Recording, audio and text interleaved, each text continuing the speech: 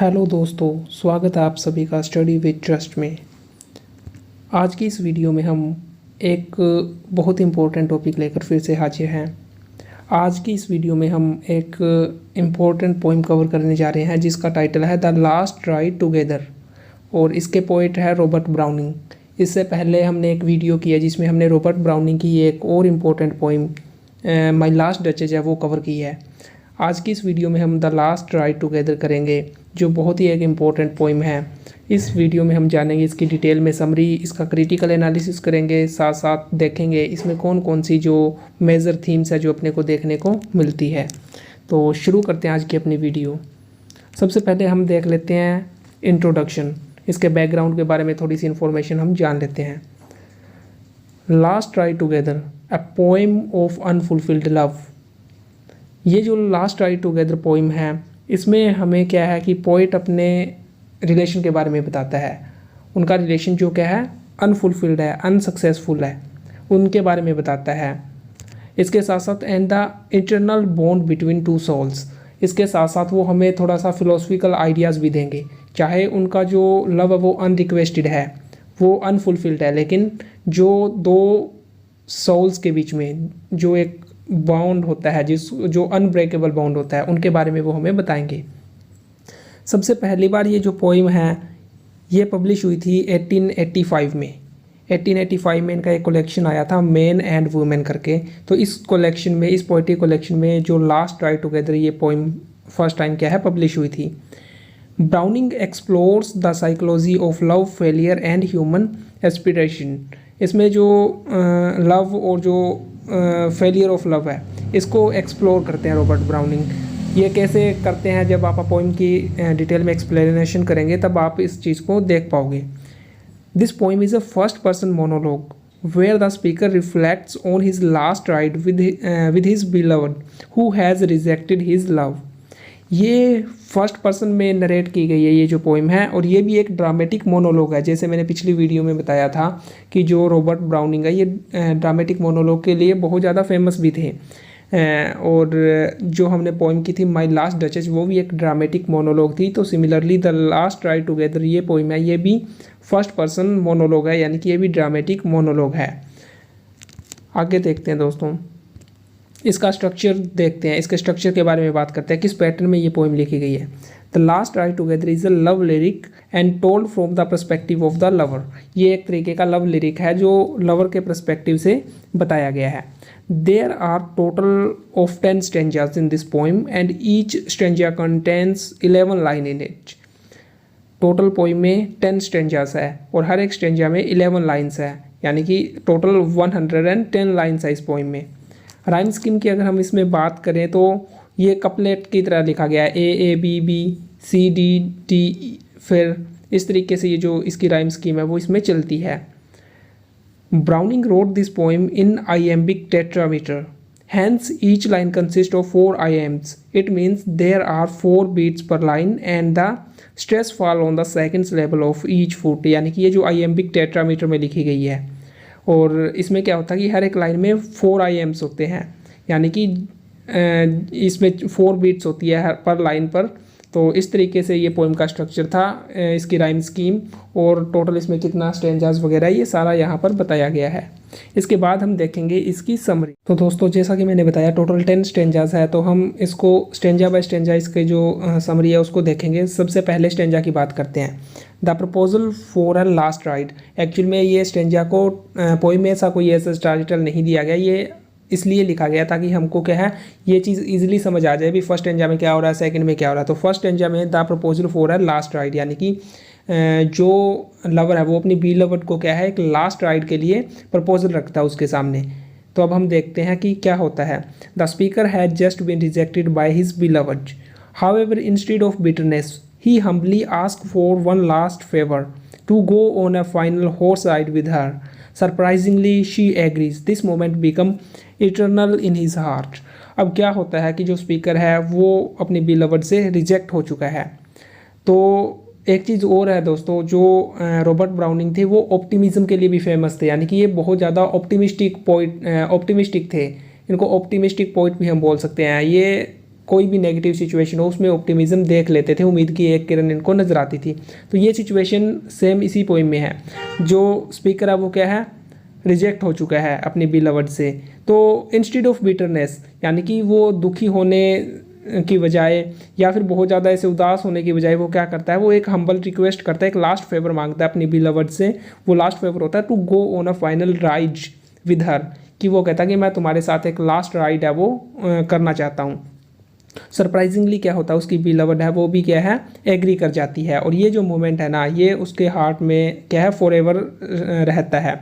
ये पोइम की लाइन है, who knows but the world may end tonight, यानी कि यहाँ पर ब्राउनिंग ये कहते हैं कि वो लास्ट राइड के लिए तैयार हो गया है, इसकी जो बिलवड है। तो इसके लिए क्या है, सारी ही चीज़ें हो गई है, इसके बाद चाहे मतलब ये दुनिया ख़त्म हो चाहे कुछ भी हो, who knows but the world may end tonight. इसके बाद आगे चलते हैं। सेकंड जो स्टेंजा है, सेकंड स्टेंजा क्या है, एक्सेप्टेंस ऑफ फेट, यानी कि जो भाग्य है उसको मतलब एक तरीके से स्वीकार करना। In the second stanza the speaker describe the appearance of his lady love. After hearing the speaker's request she bends her Broz.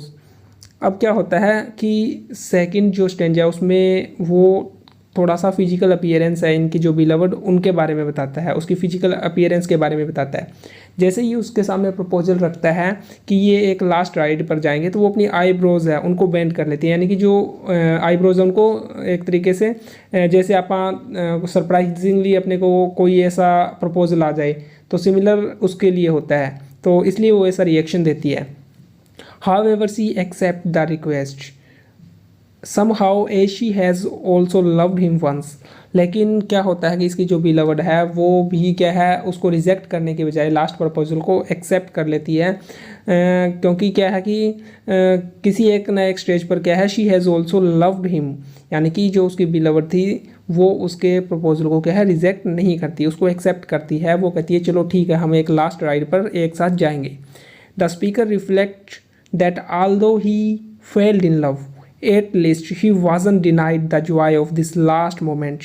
He begins to accept the fate gracefully, finding a beauty in this ride। अब क्या होता है, जो speaker है वो बहुत ज़्यादा खुश हो जाता है, although he was failed in love, लेकिन वो इस चीज़ से दुखी नहीं होता। वो इस चीज़ में भी क्या है, एक तरीके से ऑप्टिमिस्ट है। वो किस चीज़ को लिए लेकर आशावादी है, वो इस चीज़ में भी क्या है, जॉय फाइंड आउट करता है, उसको खुशी नज़र आती है लास्ट मोमेंट पर कि इसकी जो बिलवड है वो इसके साथ क्या है, एक लास्ट राइड के लिए रेडी है। इसके बाद हम चलते हैं नेक्स्ट स्टेंजा पर। थर्ड स्टेंजा है री इमेजिनिंग द पास्ट। इसमें वो क्या है, राइड करता है उसके साथ, तो अपने पास्ट को री इमेजिन करता है, पास्ट में उनका रिलेशन कैसा था वो दोनों। आगे देखो स्पीकर क्या कहता है, the speaker says their togetherness making this journey heavenly and together they create heaven on earth, यानी कि लास्ट जो इनकी राइड है, जो एक साथ ये राइड कर रहे हैं, ये बिल्कुल ऐसा लग रहा है जैसे क्या है, ये हेवन की जर्नी हो, ठीक है। और वो एक साथ क्या है, हेवन अर्थ पर ही क्रिएट कर सकते हैं, यानी कि वो इस चीज़ को लेकर ही बहुत ज़्यादा ऑप्टिमिस्टिक है। आगे देखो फोर्थ स्टेंजा। फोर्थ स्टेंजा में क्या है, फिलोसफिकल रिफ्लेक्शन। अब वो थोड़ा सा फिलोसफिकल रिफ्लेक्शन है, वो उसकी जो पोइट की आइडियोलॉजी है वो यहाँ पर देखने को मिलेगी। The fourth stanza of the last ride together presents the state of the speaker's mind, यानी कि उसकी state of mind present करेगा, उसके mind में क्या चल रहा है। He begins to question the idea of success and failure. Is success truly better than noble efforts? The speaker seems to valorize striving, even if it ends in failure. For him, the ride, the final, becomes symbolic of the beautiful attempt to hold on to love। यहाँ पर ये बहुत important बात कहता है, वो जो success और फेलियर का आइडिया है उसको क्वेश्चन करता है। वो कहता है क्या मतलब भी एक्चुअल में जो सक्सेस है वो जो अपने ट्रू एफर्ट्स हैं उनसे ज़्यादा मतलब बेटर है, ऐसा तो नहीं है। जो हम एफर्ट करते हैं, जो हमारे नोबल एफर्ट्स होते हैं, हो सकता है कि उनके बाद भी कई बार सक्सेस ना मिले, लेकिन इसका ये मतलब नहीं है कि जो हमारे एफर्ट्स हैं उनकी कोई वैल्यू नहीं है। स्पीकर यही चीज़ देखता है कि उसकी जो लव लाइफ है वो मतलब एक तरीके से फेलियर है, लेकिन फिर भी जो लास्ट राइड है, जो उसकी फाइनल राइड है, वो उसके लिए क्या है, एक जो ब्यूटीफुल अटेम्प्ट है, उसकी जो लव लाइफ है उसको होल्ड करने का, उसको बचाने का एक जो ब्यूटीफुल अटेम्प्ट है, जो एफर्ट कर रहा है, उसका एक तरीके से वो सिंबल बन जाती है।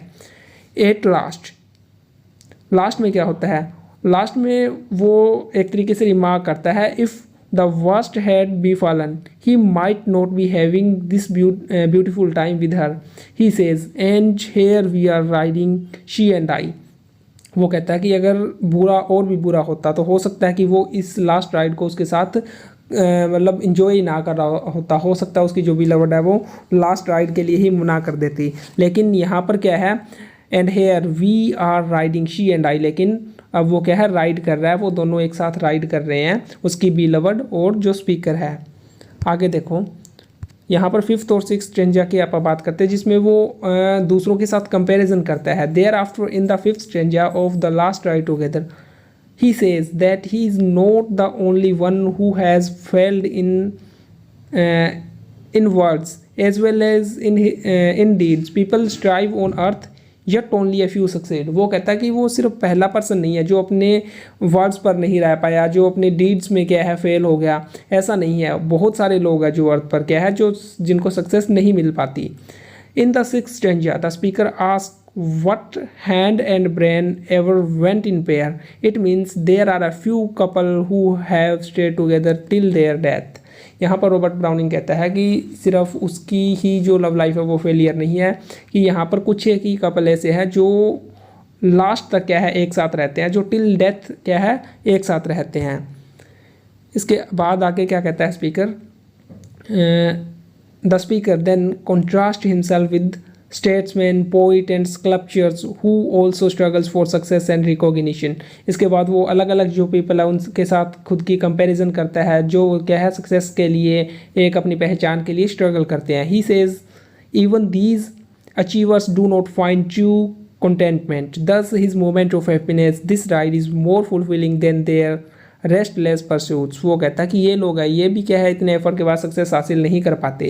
तो ये कहता है कि उसका जो मोमेंट ऑफ हैप्पीनेस है, जो लास्ट राइड है, वो क्या है मोर फुलफिलिंग है, मोर सेटिस्फाइंग है देन देयर रेस्टलेस परस्यूट्स। यानी कि उनके जो रेस्टलेस एफर्ट्स हैं उनके बजाय उनके कंपैरिजन में क्या है उसकी जो लास्ट राइड है वो मोर सेटिस्फाइंग है। यहाँ पे ये पोइम की जो लाइन है वो भी कोट की हुई है, look at the end of the work, contrast it with the beginning. तो इस तरीके से वो कंपैरिजन करता है। आगे सेवंथ स्टेंजा में हम चलते हैं, on poets and artist. In the seventh stanza of the poem the speaker refers to a poet and his works. He asks poets what it all means to them regarding this relationship. अब वो poet है उनसे question करता है कि ये जो relationship है मतलब उस पर उनके क्या व्यूज़ हैं। The speaker admires poets and artist who dreams and create but are also never fully satisfied. अब जो पोइट हैं, जो आर्टिस्ट हैं, जो क्या है एक तरीके से क्रिएटिव हैं, मतलब क्रिएटिव पीपल है जो सपने देखते हैं लेकिन वो कभी फुली सेटिस्फाइड नहीं होते।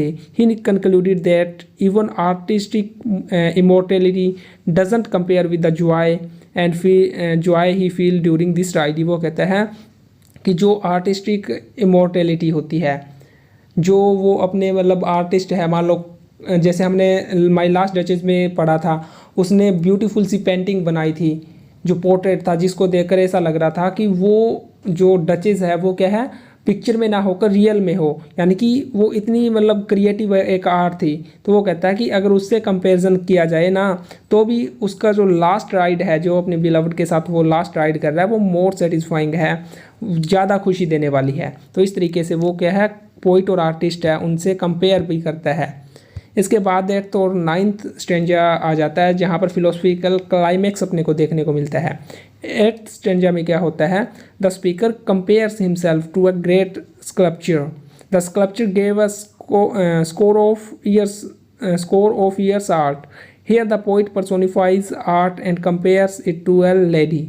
आर्ट को पर्सोनिफाई करता है और उसको क्या है लेडी से कंपेयर करता है। नाइन्थ स्टेंजा में क्या होता है, the speaker says no one knows what is going to them.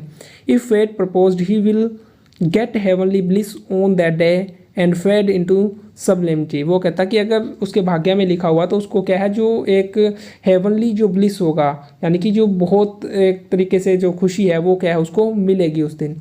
तो इस तरीके से लास्ट स्टेंजा आ जाता है। फिर लास्ट स्टेंजा में देखते हैं वो क्या बात करता है, क्या चीज़ें सामने रखता है। In the last stanza of this poem the speaker notice that the lady has not spoken a word after the beginning of the ride. वो नोटिस करता कि उसकी बिलवर्ड ने जब से राइड शुरू हुई है उसने कोई भी एक वर्ड इवन नहीं बोला है।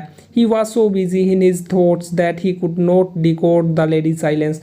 और जो स्पीकर है वो खुद क्या है, वो खुद इतना ज़्यादा बिजी हो गया उस राइड को एंजॉय करने में, वो अपने थॉट्स में इतना ज़्यादा बिजी हो गया कि वो उस लेडी की, उसके बिलवर्ड की जो साइलेंस थी उसको डिकोड ही नहीं कर पाया, यानी कि उसकी जो चुप्पी थी उसको वो समझ ही नहीं पाया। There can be two meanings of this silence. The lady might be silent as she is also sad about such an ending. Secondly, past passions might be rising in her heart again. अब ना वो उसकी जो silence है उसके दो meaning निकल सकते हैं। हो सकता है कि वो भी मतलब सैड हो कि जिस तरीके से उनका रिलेशनशिप एंड हुआ है इस तरीके से नहीं होना चाहिए, इस बात को लेके हो सकता है वो सैड हो। या फिर हो सकता है कि जो पास्ट के पेशेंट थे, जैसे स्पीकर को अपने पास्ट की सारी चीज़ें याद आ रही है, इनके रिलेशन के बारे में कैसे क्या कुछ था, हो सकता है तो सिमिलर चीज़ इसकी बिलवर्ड के साथ हुई हो। आगे देखो, what if they still ride on forgetting about the past, their last ride can last up to eternity and in heaven they will prove the fact that their journey has never come to an end. In this way, the speaker leaves the ending of their love story up to the readers.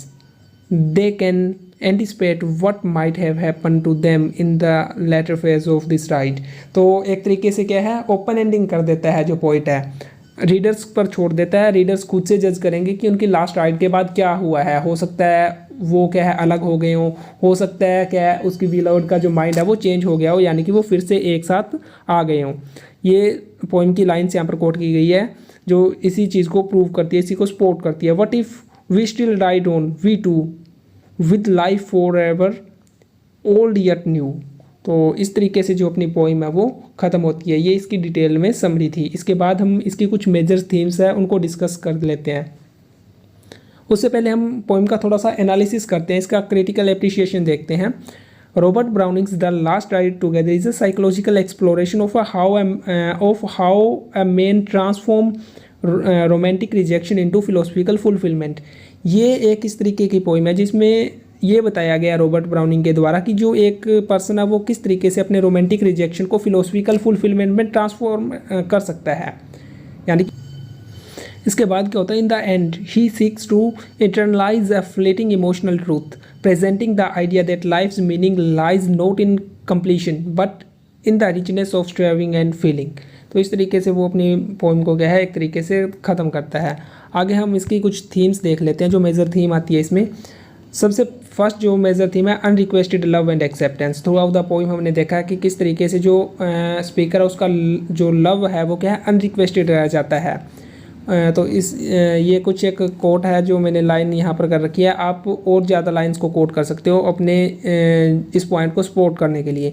I said then dearest since this so since now at length of my fate I know. यानी कि उसको ये चीज़ें पता चल जाती है कि उसका जो लव है वो अनरिक्वेस्टेड रह गया। He acknowledge the end of the romantic pursuits what request one final ride together. उसको पता है कि उसकी जो एक तरीके से जो बिलवड है वो उसको रिजेक्ट कर चुकी है, लेकिन फिर भी वो क्या है एक लास्ट राइड के लिए गया, उससे रिक्वेस्ट करता है। अनदर इसकी जो थीम है वो है power of the imagination. Power of the imagination rather than dwell on despair, the speaker uses his imagination to transform emotional loss into spiritual fulfillment। जो स्पीकर है वो अपने इस लॉस को क्या अपनी इमेजिनेशन के थ्रू क्या उसको स्पिरिचुअल फुलफिलमेंट में ट्रांसफॉर्म कर लेता है। ये हमने देखा भी था, अभी हमने पीछे ये चीज़ें पढ़ी है, वो किस तरीके से सारी चीज़ें इमेजिन कर रहा है। इवन लास्ट में हमें ये भी पता चलता है कि वो अपनी इमेजिनेशन में इतना ज़्यादा खो गया था कि वो उसकी जो बिलवड है उसकी साइलेंस को भी क्या है नहीं डिकोड कर पाया था। आगे देखो, love as a spiritual journey, ये इसकी मेजर थीम है, मोस्ट इंपॉर्टेंट थीम है। तो इसमें भी आप क्या है कुछ एक जो लाइन्स है वो कोट कर सकते हो और अपने इस पॉइंट को क्या है अच्छे से तो बनाकर लिख सकते हो। इसके बाद कुछ और थीम्स है इसकी मेजर, जैसे होप